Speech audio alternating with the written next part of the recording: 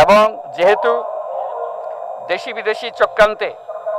সরকার পরিবর্তনের গণতান্ত্রিক প্রক্রিয়া ব্যাহত হওয়ায় ১/১১ মতো ষড়যন্ত্রমূলক ব্যবস্থার মাধ্যমে বাংলাদেশে শেখ হাসিনার একচ্ছত্র ক্ষমতা, আধিপত্য এবং ফেসিবাদের পথ সুগম করা হয়। যেহেতু দীর্ঘ ১৬ বছরের ফেসিবাদী অগণতান্ত্রিক গণবিরোধী শাসন ব্যবস্থা কায়েমের লক্ষ্যে এবং একদলীয়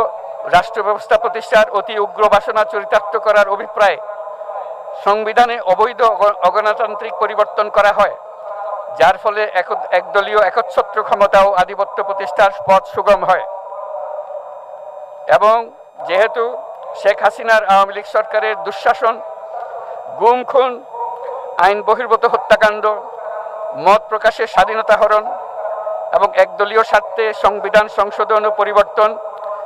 বাংলাদেশের সকল রাষ্ট্রীয় সাংবিধানিক প্রতিষ্ঠানসমূহকে ধ্বংস করে। এবং যেহেতু হাসিনা সরকারের আমলে তারই নেতৃত্বে একটি